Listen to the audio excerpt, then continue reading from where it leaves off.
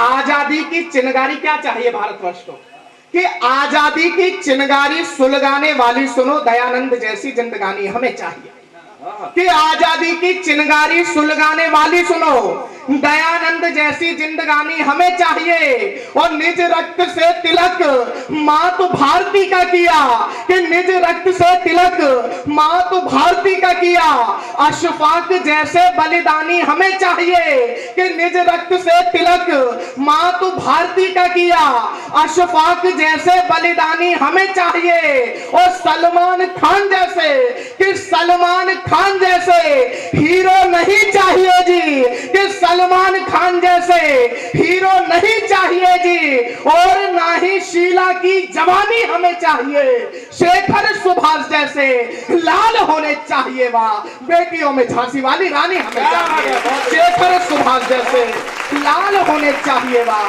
बेटियों में झांसी वाली रानी हमें चाहिए। बहुत बहुत धन्यवाद।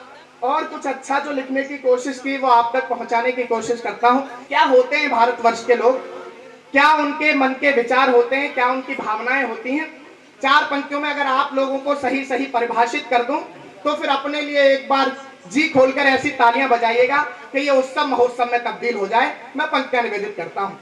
कैसे हैं आप लोग, कैसे हैं भारतवर्ष के लोग, कि तिरंगे का मान रखें, देश का सम्मान रखें, भारत का नीचा कभी नाम नहीं करते, कि तिरंगे का मान रखें, देश का सम्मान रखें, भारत का नीचा कभी नाम नहीं करते, और वक्त पड़ने पे हाथ दिखाते निज वीरता भी, माँ का दूध कभी बदनाम नहीं करते। और शर्म से झुकाना पड़े, कि शर्म से झुकाना पड़े शीश कभी माँ के आगे, कि शर्म से झुकाना पड़े शीश कभी माँ के आगे, भारती के लाल ऐसा काम नहीं करते, और समय पड़ने पे कटवाते निज शीश, किंतु दुश्मनों को झुक के सलाम, समय पड़ने पे कटवाते निज शीश, किंतु दुश्मनों को झुक के सलाम नहीं करते।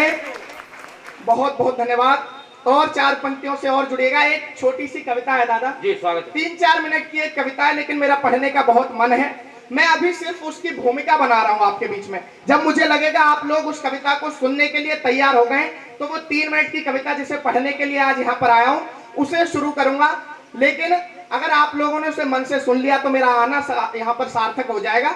1-2 छंद और सुनाता हूँ, उसके बाद उस कविता तक आपको लेकर जाना चाहूंगा। पीछे अटैक हुआ था 14 फरवरी को, पाकिस्तान ने कारतापूर्ण ढंग से हमारे देश के लगभग 44 बेटों को शहीद कर दिया। उसके ठीक 13 दिन बाद भारत की सेना ने उसका बदला लिया। उस पर मैंने 2 भागों में वो कविता लिखी है, वो आप तक पहुंचाऊंगा, मगर उससे पहले 1-2 छंद और देख लीजिएगा और मन से जुड़ जाइएगा।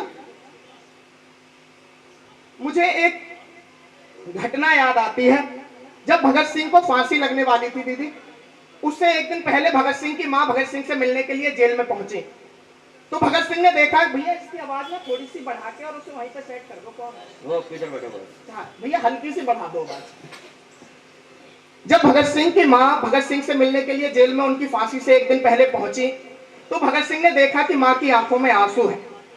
तो भगत सिंह ने सवाल किया कि मां तू रो क्यों रही है? तो मां ने उत्तर दिया कि बेटा अगर कल तुझे फांसी नहीं होती तो तू एक प्यारी सी दुल्हन, भैया आप भी थोड़ा सा बैठ जाओ, मन से सुनो, बहुत आपने तैयारी कर ली। हाँ, अब थोड़ी देर कविता सुन लो। जब भगत सिंह की मां भगत सिंह से जेल में मिलने पहुंची तो भगत सिंह ने देखा कि मां की आंखों में आंसू हैं, तो उन्होंने प्रश्न किया मां तू रो क्यों रही है? तो मां ने उत्तर दिया कि बेटा कल तुझे फांसी हो जाएगी, अगर तुझे फांसी नहीं होती तो तू एक प्यारी सी दुल्हन घर लेकर आता और घर में रौनक आ जाती। इस पर जो उत्तर भगत सिंह ने दिया, अगर उस उत्तर को सुनकर यहाँ पर बैठे हुए प्रत्येक व्यक्ति को यह लगे कि ये उत्तर सिर्फ और सिर्फ भगत सिंह दे सकते थे, ये उत्तर सिर्फ और सिर्फ मां भारती का एक सच्चा बेटा दे सकता था, ये उत्तर सिर्फ और सिर्फ एक सच्चा क्रांतिकारी दे सकता था, तो फिर आपके हाथों को भगत सिंह के सम्मान में खुलता हुआ देखना चाहूंगा।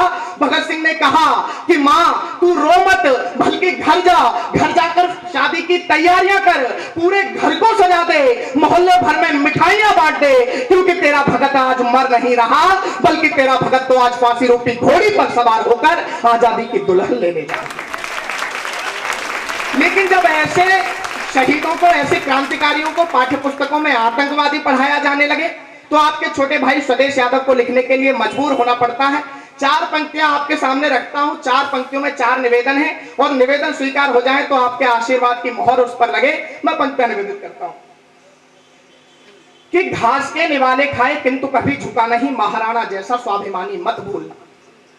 कि घास के निवाले खाए किंतु कभी झुका नहीं, महाराणा जैसा स्वाभिमानी मत भूलना। और निज सुत वार दिया मातृभू की रक्षा हेतु, कि निज सुत वार दिया मातृभू की रक्षा हेतु, पन्ना धाय जैसी कुर्बानी मत भूलना।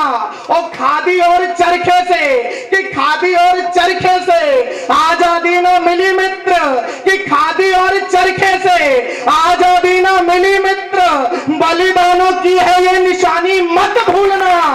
और चाहे दुनिया की हर बात भूल जाना किंतु शेखर भगत की जवानी मत भूलना। चाहे दुनिया की हर बात भूल जाना किंतु शेखर भगत की जवानी मत भूलना। बहुत बहुत धन्यवाद।